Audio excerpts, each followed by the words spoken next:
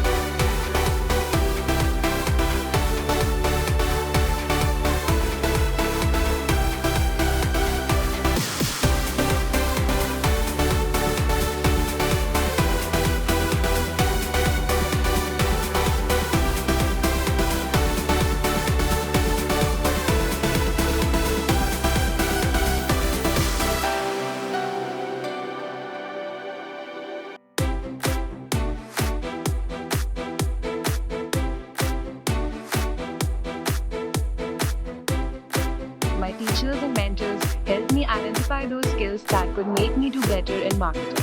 As a result, at IILM University, I got an opportunity to work with Regalo Kitchens with an average package of 6 lakhs per annum. Here at IILM University, I got a chance to explore my potential. Continuous mentoring sessions, alumni sessions, I was able to crack square yards. Recently got placed with Deloitte, and getting into a Big Four firm was always my target.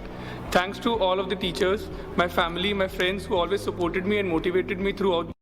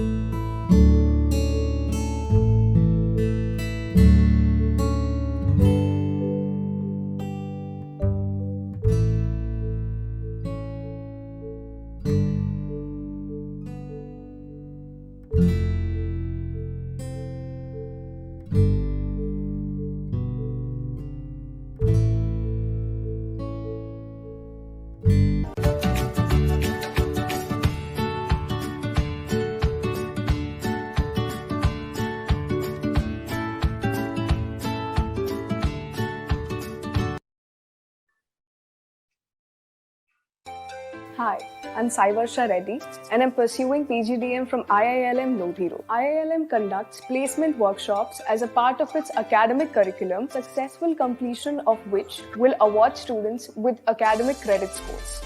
These workshops help groom students on a personal and professional front. Placement workshop starts with the very first step of constructing a resume and moves on to developing core skills which help students hone computer skills such as Excel, which has become an important program to work on in the corporate world. Besides the aforementioned, mock aptitude tests and GDPI sessions are conducted to help students be familiar with the real-life selection process. The motive of these workshops is to align student interests with career opportunities and create industry-ready candidates.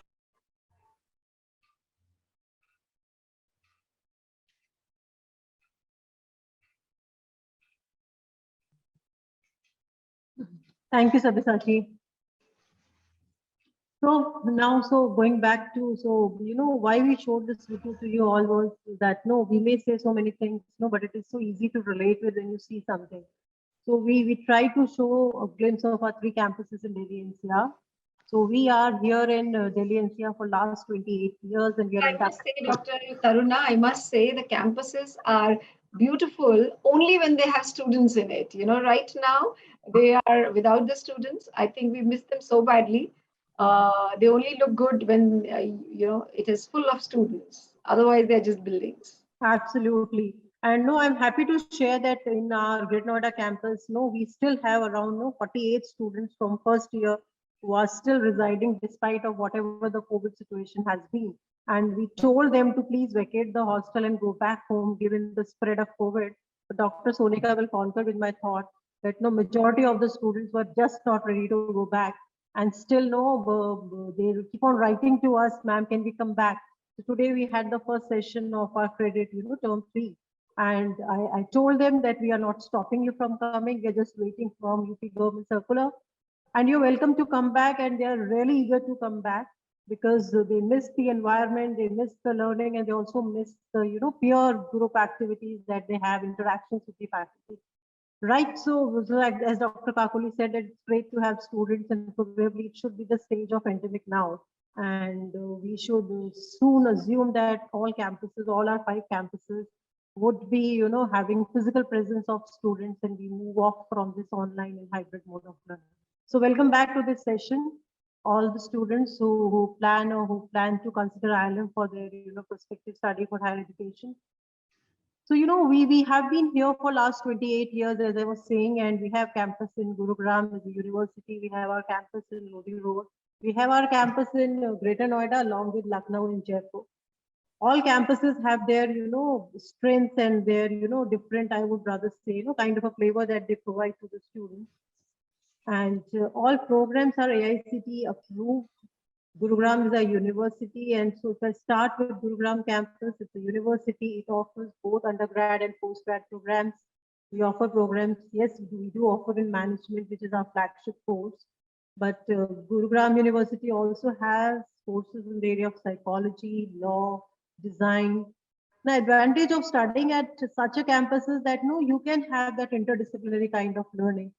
And as the new education policy also, proposes that it is a good idea to talk about interdisciplinary studies. So probably you may get some interest in, joining some course in the area of psychology. So if you want to, get that exposure, that too is a possibility. You being a student of, management program. And when we talk about our curriculum, our course, the program, the curriculum at IILM is, highly experiential in nature. What I mean to say by calling it as an experiential program is that any program which provides you the experience of, the profession that you are going to enter in is an experiential program. So we have great amount of industry involvement in our program. Each of our, courses, modules, they ensure that we have at least 30% of the sessions which are delivered by the industry. Also, we look forward to seeking suggestions from both industry and academia coming up from premium business schools. We have a board which comprises of a strong, network of academicians coming from, we may have Professor Maitri coming from IIM Nagpur. We have Professor, Badrinath coming from IIM Bangalore, Professor, P.D. Jose again coming from IIM Bangalore. We have Professor Jaiswal from IIM Sambalpur, Professor K.P. Goel from IIM Shillong. And also we have a rich, composition of industry people in our board who continuously, advise us as to how we should proceed in our endeavors. And going beyond our curriculum and our, board, every student aspires for a good placements. So like other institutions, we also have our career development cell, but I would rather feel pride to say that, the kind of board that we have and the kind of accreditations that we have ensures us good placements every year. And despite of whatever the COVID situation, we are at the verge of closing our placements. And yes, this year we have had all big four who visited our campus. We had Deloitte, we had PwC, we had EY, and we had KPMG, and we had selections in all these four companies. So that way, I will not say that it is completely the involvement of our career development set which led to this kind of outcome. But yes, your efforts as a student, my faculty, my colleagues, the way they coach you, because faculty coaching is an important activity at our program level, because the moment you join us, the moment you register with us, you are allotted a faculty who will be your guide, coach, which will drive you throughout your program and counsel you as to how you should develop yourself. So that way, we do provide a good amount of experience which can prepare you for the corporate world. And another thing which I would like to stress upon is that this year, if you have followed the budget, how Make in India campaign has been promoted once again, and when we talk about startup culture coming up in the country, IILM has also initiated in terms of coming up with its own incubation cell. We have our incubation centers in all three campuses in Delhi NCR. And to start with, I'll just briefly inform that we have funded 2 startup proposals which have been approved by our faculty body, submitted by our students from engineering and management programs. So they have been given or dispersed with the initial funding. So that way we are also trying to promote this culture of entrepreneurship through our incubation center. And yes, you all must be eager to know, do we have any international connections, international collaboration? Yes, we do have good number of international collaborations, and we have been sending our students abroad for for 1 month, 15 days, 10 days, dependent upon the kind of program that you register for. The last 2 years, as you all know, COVID.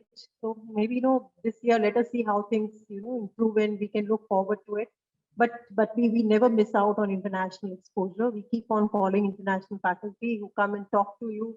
So for the coming period, we have already discussed with Professor Lennon, who will be visiting from US, and as a Fulbright scholar, he will engage you all students in terms of developing or delivering some courses from finance area. So that way we do carry a strong legacy, and it is very much visible when you look at our testimonials and visit our websites. So this is a brief summary of we who as IILM are. You've seen the video. Any questions related to IILM? I'm there, Dr. Kakuli, Dr. Sonika, we are there to answer. And there's a lot more which I can keep on speaking about my institution. But yes, it would be a great idea if some of you can visit our campuses and understand us well. And then probably Dr. Sonika. Dr. Taruna, there is a question which has popped up. The student wants to understand what are the accreditations we have here at IILM, and what does accreditation mean to any institute? So if you can give some insight about importance of accreditation, relevance of accreditation, you and Kakuli man can share this. Relevance of accreditation, how it is important to any business institute, and what all accreditations we have. Very important question, Dr. Sarika. Dr. Taruna, we must throw a good understanding out of this, because students generally get confused with with these kind of jargons and these kind of words being thrown at them. So it's really important as B school, what is it that they should look at, and what is the importance of this? So please, Taruna. So as you rightly said, the students are confused with these kind of jargons. So just to simplify the things, when you go to the hospitals, so it is NABH accredited. So the moment we say NABH accredited, it's kind of an accreditation which is given to hospitals. So similarly, when we talk about higher education, and let me admit, taking admission in higher education is a big expense. It is a big expense, not only in terms of money that you invest, but also the amount of time, efforts, and 2 years of life that you give and you build upon your career. So definitely, you as students, wherever you take admission, you should ensure that you have gathered all required information. And yes, when I talk about accreditation is kind of I rather say it is a measurement of quality of an institution, and it is something which is objectively done by a third party. It is nothing wherein I am self boasting about myself, but it is the third party who is coming and impartially assessing myself in terms of my reliability in terms of meeting those quality parameters. So when we talk about accreditation, more so for business program, the accreditations which become much more relevant for us are, those accreditation wherein we are able to, justify that, yes, we have, been successful in terms of ingraining the skills that are required by the corporate sector. So as you students look at, different institutions, they'll say that we are NBA accredited, we are NAC accredited, we are, so and so accredited. So, but at national level in India, there are two accreditations which carry the prominence: NBA and NAC. NBA is a program accreditation, and NAC is a more so the institutional accreditation, right? So, first of all, let us understand what do we mean by accreditation. So, the moment I say accreditation, it is an indication of the fact that the institution is, able to meet the quality assurance, meet the quality parameters as desired by the accreditation bodies, and there is a commitment in the institution in terms of excelling in those parameters. Now, what are those parameters which are assessed when we are getting accredited? So those parameters span from academics. It starts from academics. Are we ensuring the quality in our academics, both in terms of content and delivery? Two, it also assesses the faculty. What is the quality of faculty? What has been the faculty contribution in research? How effective are the faculty members, both in numbers as well as in quality? So the moment you are accredited, it ensures that the institution has good faculty members who have a good research background, good academic background, and they have been contributing in the, in the area of developing skills, required skills when we talk about business program. Accreditation, also does not limit itself to faculty and academics. They also look at the strength of an institution in terms of financial resources, infrastructure resources, and then the corporate office that they have, infrastructure that they have, both physical and in terms of human manpower that they have. So it spans across all the activities which are related to institution. And the moment they are satisfied with the way we are functioning, and they also see that there is a commitment, it is not going to end up here. We will upscale ourselves every year. So this commitment is visible, you get accredited. So it is very easy to, draw a conclusion that if an institution is accredited, probably there is that commitment, probably there is that level of quality which exists in an institution, and it is a fair decision to go ahead with an institution which is accredited. So that is what accreditation is all about, because it is a stamping of quality, it is a stamping of assurance of quality. And you can be rest assured that if an institution is accredited, you can consider it because it has been adjudged of a particular level of quality by a third party, and that too in a very subjective manner. There is no subjectivity. So I'll add to this, Dr. Taruna. Thank you so much. I'll just add to this, students. What happens is, that, why are we studying a business program? What is your final, objective? To get into an organization, get into the, get a good placement, go into the industry. So the first thing that is looked at, where is the curriculum coming from? Are we teaching in isolation? Are we teaching skills that are useful to the industry? Is the industry telling us, or are we assuming that these, skills are going to be important, so we should be teaching them? So that process of getting to understand, sharing with the industry, what is the curriculum that we are teaching, what are the modules that we are teaching, what are we covering in those modules. That industry academia interface is very strong at IILM. So that is the first thing that we do. So our curriculum is very industry focused, and that is what that gets the maximum points in the accreditation process. Whenever a third party, which is authorized by the government, comes to check, they check that what is the curriculum, how useful is the curriculum, how did you arrive at that curriculum, what all is it benchmarked with, is it benchmarked with the leading institutions in the world, is it benchmarked with the industry requirements, and so on.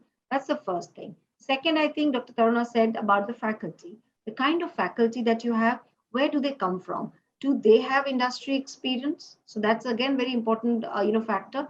Do they come with industry experience? Do they have academic excellence, in the sense, do they have PhDs, do they have research papers, where have they published? So all, and then the third and the fourth and the fifth will probably come the infrastructure and the cafeteria, and how does it look, and how. So we have to understand the difference between the hygiene factor.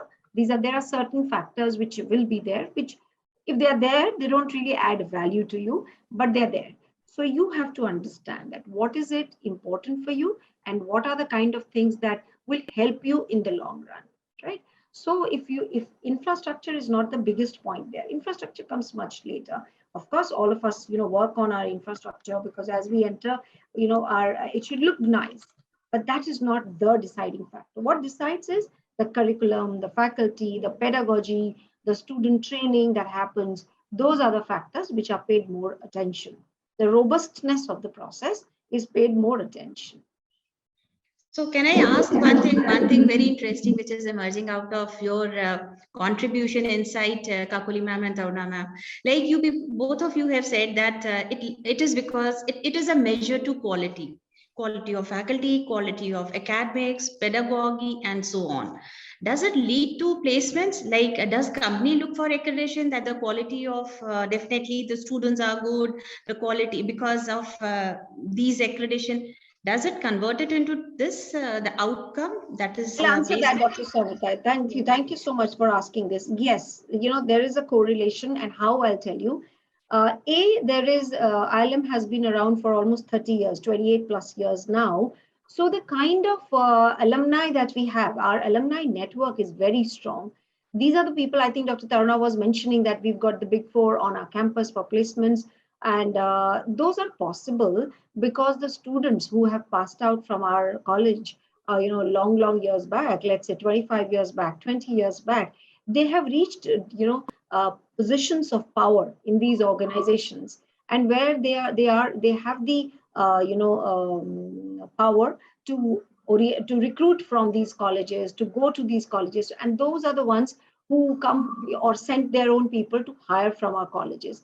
Additionally, we also invite our alumni for guest sessions with our students, for orientation, for even mock sessions for placements or internships, or even when they come back and present their summer internship, viva, etc., reports and all that.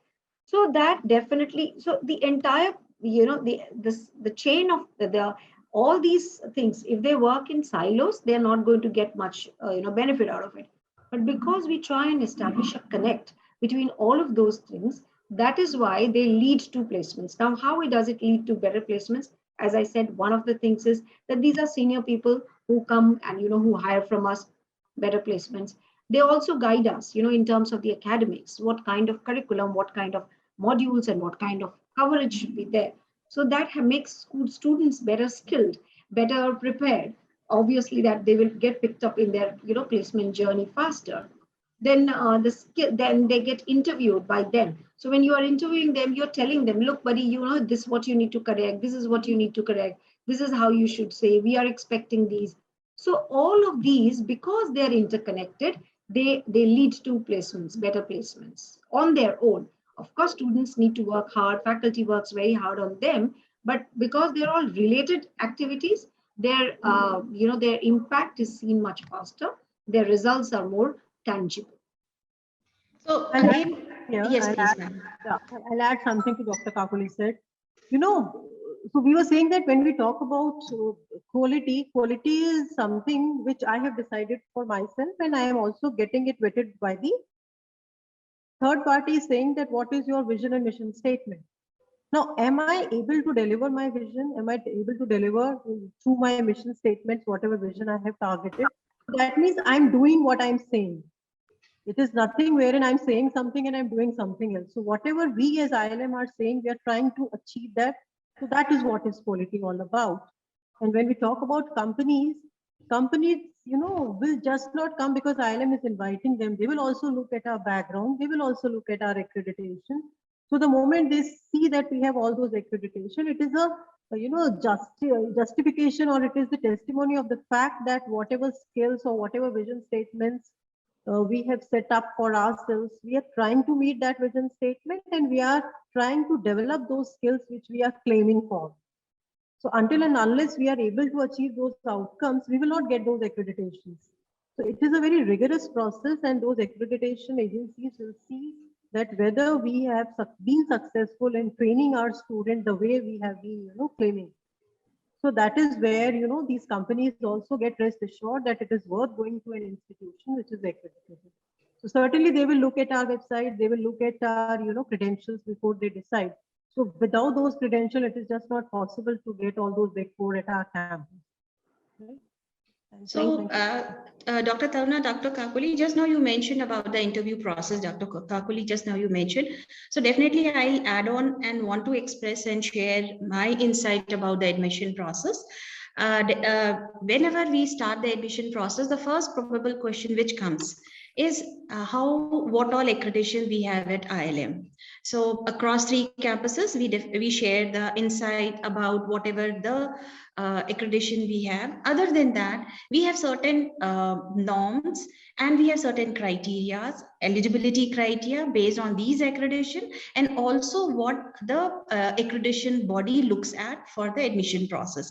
Keeping everything in mind, we start the admission process, and it's a very systematic scientific admission process we have at IILM, wherein we start the admission process where our counselors, our sales managers, or rather to say the complete admission team, they engage the prospective candidates, and they inform them about these USPs, what you have just mentioned about the quality education, pedagogy, placements, and so on. Now, because of that, the students show their interest by filling in the application through online process. And once they apply through online, the application form is sent to the respective department, that is the admission department, to the respective campus, and accordingly the shortlisted candidate, whoever meets our eligibility criteria. So when we say eligibility criteria, so definitely it is 50% in 10th, 12th and graduation from a reputed college and school institute. So they have been shortlisted, and accordingly we send it for the interview process. Those who have been finally they crack the interview process, the offer is being sent to the selected candidate. So this is in brief the structure of the online, filling in the online application form, going for the interview process for the admission, and accordingly we send the offer letter to the prospective candidates. So there we start, and we follow the guidelines, whatever the guidelines are given to us as per the by the accreditation body, that these are the guidelines to be followed. We follow those guidelines, and accordingly that we structure the interview process. So if I talk about what are the basic interview questions which we focus on, so we focus on the communication, analytical skills, or say the problem solving skills, creativity, how much creative the student are, problem solving, definitely, like I said, and the situational skills. So does the student have these skills in a given situation? Is he able to answer these questions which have been put forward by the faculty? And accordingly, the selection is being decided on these parameters, and the letter is being sent to the selected shortlisted candidate. So this is, we also align the same with that is the selection and the criteria which has been decided in-house by the academic committee, by the admission committee, and then based on the accreditation body. So this is what we have in the admission process. Anything, Nivedita, would you like to add on here? No, ma'am, just we got a question where students wanted to know more about the fee structure and the scholarships, how they are given. So if you can have a brief on that. So as far as scholarship is concerned, we have three category of scholarship. Category 1 scholarship is 10% scholarship, which is given to all girl candidate. And so this is the category of scholarship is given to all girls. Reason being, we want to promote a girl child education. So definitely 10% scholarship for all girls. Similarly, 10% is also given to the candidates from JNK and Northeast. So if the candidate is from Jammu and Kashmir and Northeast, they get the 10% scholarship. Also, candidate who was exceptionally good or has a certificate at national level or state level, certificate in the area of sports or say a culture or bravery, they get 10% scholarship. Other than that, I would like to share that 10% scholarship we give to the wards of the defense personnel. Now, this is to just out of respect, we want to give this, we give this scholarship to the wards of the defense personnel. Also, I want to share here one thing with full humility and proud that we give 10% just to honor our the wards whose defense because their parents or dependents have been martyred during any of the wards. So we give them 100% fee waiver, tuition fee waiver. So this is one category of scholarship. Second category of scholarship is 40% scholarship, where we give the 40% scholarship to all students. This is purely academic scholarship. We give scholarship to those who meet certain eligibility. Now, under this, there is purely academic eligibility. It is important that the student should have scored 80% and above in 12th. He should have, if he is BTech or BE, then he should have scored 70% and above. He is or she is a general graduate, maybe BCom, BSc, or say BA, then 65% and above. So this is in terms of academic scores, he should have been scored during his graduation or 12th. And also along with it, it should be MAT score, which is minimum is 700 and NMAT score. So in this case, the student gets your 40% scholarship. So this is your second category of scholarship, which we give to our candidates who meet the criteria. Now coming to the third category of scholarship student, we have third category of scholarship wherein this is a category which falls only for CAT students. So the criteria is where we look forward for the CAT percentile 80% and above. Then in that case, they get 40% scholarship.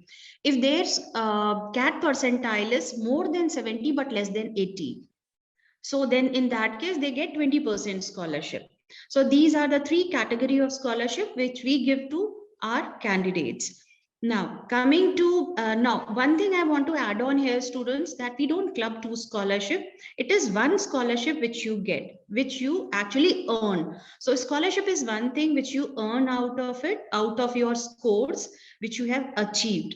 So considering that, these are the scholarship.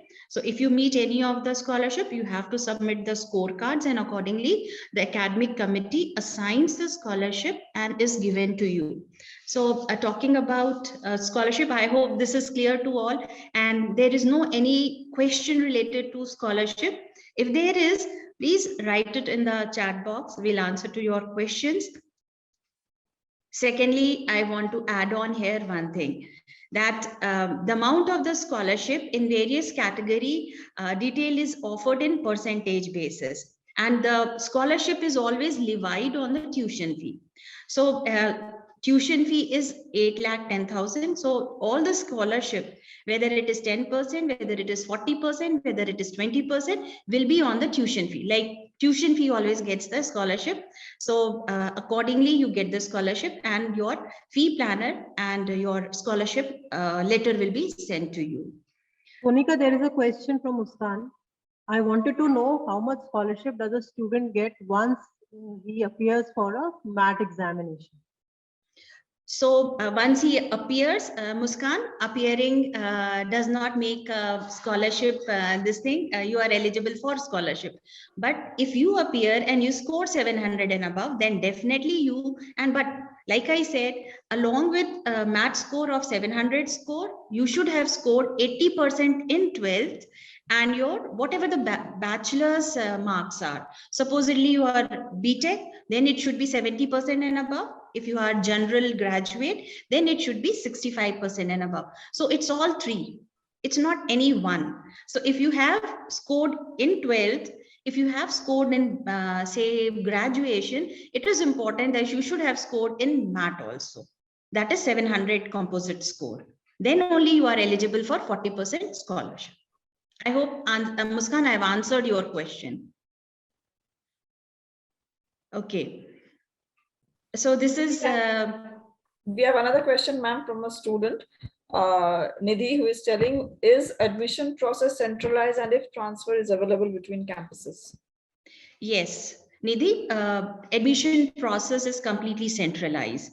Now, I want to share one thing here, because these are 3 autonomous campuses. We have IILM University Gurugram, we have IILM Lodi Road campus, we have IILM Greater Noida based at. Now, these 3 are autonomous campus, but we have separate team in all the 3 campus to assist the students so that the admission process will be easy for them to complete. Now, but the whole department is centralized, admission process is centralized. So it is centralized. So there is no this thing wherein you can definitely, as per your own preference, you can choose the campus, but process is centralized. Coming to the next part of your question, that you can you take transfer within the 3 campus or say other 2 campuses also, Lucknow and Jaipur? Yes, you can take your transfer between the 3 campus institutes. And but it is it is to be kept in mind that before the commencement of the session, like once the data goes to the accreditation body like AICT or UGC, then it becomes a bit challenging. So we appreciate if the student wants to take a transfer between any of the campuses of IILM, they can, but it has to be within time frame. If the data has been sent, then it becomes bit challenging for us to transfer. Dr. Sonika, I think that's a very important point for students to understand and consider. You know what we've been talking about so far is that it's a lot about robustness of the process that we just talked about a while back. So as part of the process, every institute, all of our institutes independently, individually, they have to submit their own student data to the accrediting body. And once that, and there is a period. So let's say if we are starting in July, maybe by September maximum, we'll need to send out the student data. So by that time, you should have decided, and by that time, the term 1 will also, almost get over. So you should have decided that this is what you are feeling. For whatever reason you want to, you must get in touch with your coach and see what works best for you. We are there to accommodate. But at the same time, we'll also ensure that it doesn't harm you in any manner. It doesn't disadvantage you in any manner. So it is good to take decisions on time and in a processed manner. And take help, take advice. Don't think that, there is nobody to tell me what do I do, and I will have to continue within whatever situation I have. Not really. Once you enter into the IILM family, whatever issues you have, you will always have somebody to listen to you. So can I share one thing here? Dr. Kakoli, ma'am has just mentioned that you have a coach. Now, when you will be sent, once you register with us, we'll send you a welcome mail. Once we send you a welcome mail, if you will find that you have a trusted advisor, that is your coach name and details, contact details will be must be mentioned there. So if it is not there, contact your admission department. It is not going to happen. It will be there. Now you can contact your coach. So many individuals are there whom you can contact regarding your concern. Not only the admission department, it is your coach, your director, and your dean and your program office. So they are the ones you can contact discuss with your concern regarding what you have mentioned right now, want to take the transfer whatsoever. But definitely first line, because you are new to the campus, you can contact your admission team, you can contact your coach. Your coach details will be there mentioned in your welcome mail or welcome letter, which you will receive immediately after once you register with us, with the contact details. I'll add something here, Dr. Sonika. See, one thing which we have been reiterating is that when we talk about management program, we have to manage. We have to learn to manage ourselves, and we need to be very much focused and oriented. And decision making is an important aspect of business program. You should learn to take decision and then respect your decision, because there is no end to changing your decisions. And as we told you, our placements is centralized, our admissions are centralized. So even our placements are centralized. So whenever a company comes up, it is open to the student for all campuses. So it is not that Gurugram has a different placement process. So you all have to compete within the IILM. It is nothing that you are competing within IILM Greater Noida or IILM, Gurugram. So that way, based upon your convenience, you decide to take admission, and usually by November, December, the data goes to AIC. Now, after that, because come what may, we are 3 different autonomous institutions, as Dr. Sonika said. So you'll be registered with the particular institution, particular campus. And when the curriculum is same, it is a curriculum which is decided for all 5 campuses. It is nothing wherein, it is different campuses. So that way, take the decision pragmatically, discuss with your directors, deans, and your admission counselors. And once you've decided, try to respect that decision. But yes, certainly in case there are certain challenges that you are facing, we are open to transfer you across any campuses within Ireland. So that will not be a challenge, provided it is done within the given time frame, as Dr. Kakuli suggested, right? So there is a question where the student is asking about the hostel fees. So Shweta, I want to share here that 10% scholarship. So like I said earlier, all scholarships are given on your tuition fee, not on the hostel fee. So this is first thing to remember. So tuition fee is when you will receive the your fee planner, you will get to know that the tuition fee is 8,10,000. Now, whatever is your scholarship, whether it is 10%, 40%, or 20%, will be levied on your tuition fee. This is one thing. Second thing, this is a residential campus, your Gurugram and Lodhi Road campus, Greater Noida campus. So since this is a residential program, so hostel is inclusive in the fee structure. So definitely we have a sectoral program which is of 7,50,000. We have general program that is of 12,40,000.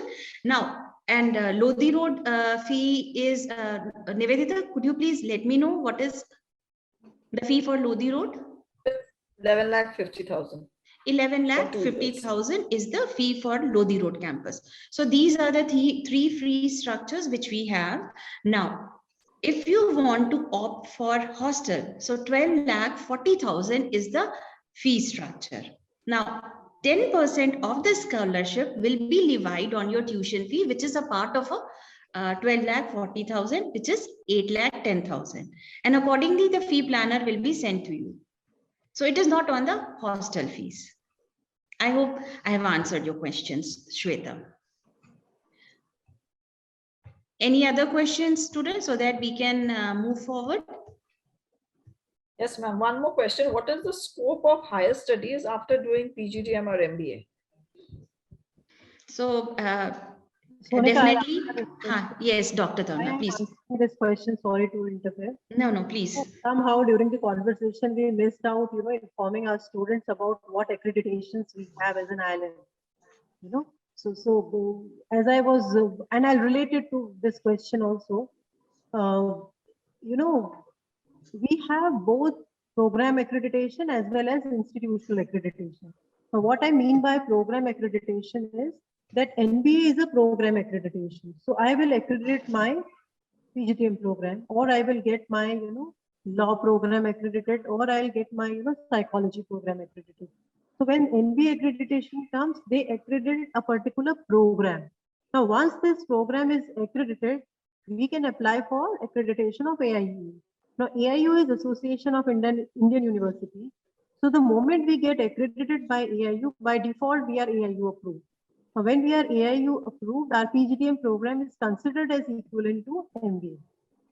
So whether it is Lodi Road, PGTM or Greater Noida PGTM, we are NBA and AIU approved.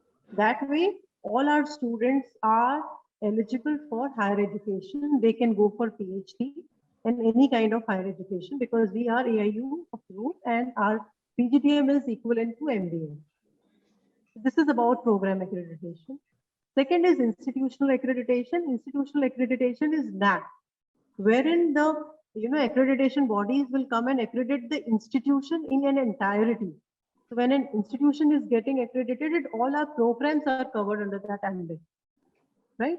And also our Lodi Road campus is internationally accredited by SAQS, that is South Asian Quality Standards. It is an international accreditation, and we have also started the process of AACSB, which is supposedly the highest cadre of international accreditation in which our all three institutions will participate.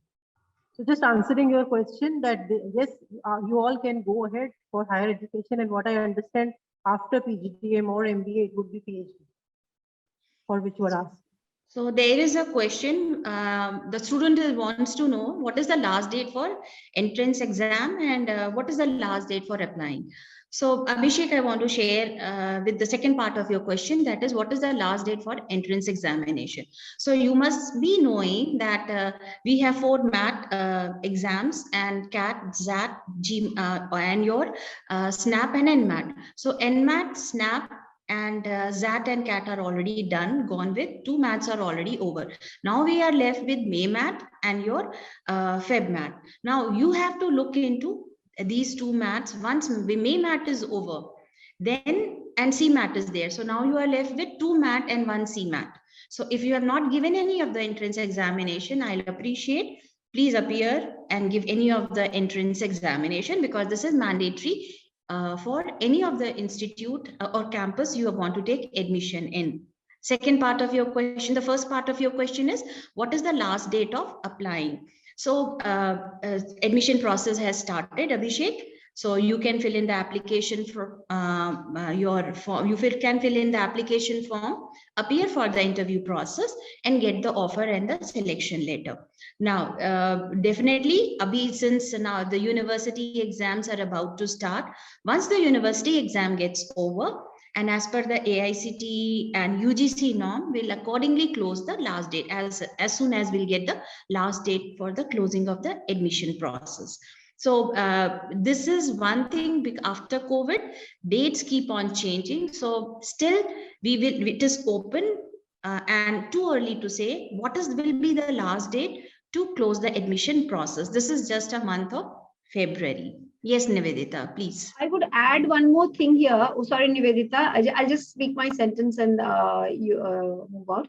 So I think, Dr. Sonika, one of the things I would like to add at this point is that, as you rightly said, the admission process begins, somewhere in November, December, and continues till about probably March. That is where maximum admissions have already happened. Now, what happens after that is important. That once the student comes into the family, we start our, engagement programs. So much before the actual program starts, that is the teaching starts, if we look at it backwards, we start the program. Before that, we have a foundation program or a bridge course. Before that, we have engagement programs wherein we meet the students on a regular basis, maybe twice a week or once a week or something. And we look at different kinds of, topics or things that will be helpful in them prepare for the MBA or the PGDM program. So that engagement is, the later one is, they will miss out on those engagement, and those engagements are exclusive. They're not, inclusive of what you're going to be studying in the classes later on. These are over and above additional. So the earlier the students come, the earlier we start the engagement program, and the earlier, you start making use of all these activities that happen. Monica, yes, there is another question which the student is asking, that should they fill up the application form first or should they write the math exam? So, Abhishek, it is important that if your university exams are over or you want to fill the application form, both ways it is okay. You can definitely fill the application form. If you have not given any of the entrance examination, you can appear. Now, as per the guidelines of the regulatory body, when I say regulatory body, Abhishek, then it is definitely UGC and your AICT. They give this as per their direction. We can allow the student to fill the application form, appear for the interview process, and take admission. But once the admission, the cycle starts, that is academic cycle start, by that time, that is by September, he should have been given your math exam. And even if your scorecard comes later, by the end of say October or say mid of October, but he should have been given your math. So it is important that you first thing first, you have to give exam. So if you take admission before, it is okay, and then give the math exam, or other way around also. Both ways it is okay, but you have to give the entrance examination. No escaping from any of the national test exam. You have to appear. I hope this is clear. Any further question, Abhishek? So I just want to, if you want to fill the application form and start the admission process, start. If you've not given the any of the tests, it's okay. You can appear for the month of May, or CMAT is still pending. Please appear for CMAT. That's a very good entrance exam, which most of the aspirants look for. And the last exam which is left is your September. So these are the 3 exams left. You can appear, and accordingly, you can secure your seat in any of the 3 campuses. Yes. I think Nivedita was saying something when, yes. Yeah. Yeah, it was regarding the same thing. The students were asking, is it a mandate to attend a competitive exam, which ma'am have already shared. So there is a question, Nivedita, we would like to answer. Yes, ma'am, I have registered for my she is giving her thought that yes, she has registered for math exam in the month of March, and I have received my offer letter today morning. After my interview, I am delighted to receive it. Congratulations, Muskan. You are a member of IILM family. Welcome to IILM. But it is a provisional admission, right? Yes. Muskan, you'll have to work very hard and do well in your entrance exam, also your graduation exam. So we are looking forward to having you with us, but make sure that you clear all your exams, as required. So Dr. Kakuli ma'am, I want to share one thing here. There was a question related with hostel. Somehow this is something which I wanted to answer, and it slipped from my mind. So anyone who has asked this question, I want to share that we have different fee planner. So 1240 is for the residential general PGDM MBA program, right? That includes your hostel also. When we say without hostel, then there also we have a provision to take admission, and the fee planner for the same, or the fee for the same, is 10,80,000. And for the fee for sectoral, like I have shared, it is 7,50,000. So any of the student who does not want to take a hostel, then the fee will be 10,80,000. So you can think of it that you want to have a residential program, or you want to go for a without hostel wala program. So both fees are there. So what I see, Dr. Sonika, you just have so many options. It could get confusing for students. What I understood is that if you have a requirement, there is something that definitely can be worked out, and the admission manager will be able to help you as per your requirement. I know these could be, Sonika ma'am has an entire list that she's talking about, but don't get confused about it. We definitely have several options out of which you can make use of as per your requirement, and the rest of it, there are always admission managers who will be able to help you and sort whatever issue you have. Dr. Kakuli, there is one student, somehow I don't know, he wants some information on PhD. So PhD program. Yeah, I think we've addressed it, because I think you only have addressed it, that whether they can appear for PhD or not after doing this. So I think you've already addressed it. No, I think the question related to, do we offer PhD program or something like that? I do not know. The candidate wants to know that will we discuss about PhD program. So this is basically for management program, PGDM and MBA. So in this webinar, we are not covering our PhD program. Yes, our IIM university program offers PhD, or in case somebody wants to register for that, you can connect with the Nivedita. So there is a call for application for PhD currently also out. So in case you are looking for PhD, please feel free to reach out. All the details are there. The number, the links are there, and the details of which all areas in which PhD will be started when. All of that is mentioned there. So please reach out, and on LinkedIn as well as on our website, etc. There's a landing page also where you can leave your details. Somebody will get in touch with you. So yeah, that process is also parallelly on. All right, I think we've kind of finished the time. Let us know if there are any further questions. I hope the session was useful to you and we were able to address all your queries. And if there are any further queries, please feel free to write into us. Nivedita, you could write into Nivedita, you could write into any of us, and we will definitely reach out to you. Thank you. Thank you, Dr. Thank you, Dr. Thank you. Dr. Salika. Thank you, all of you.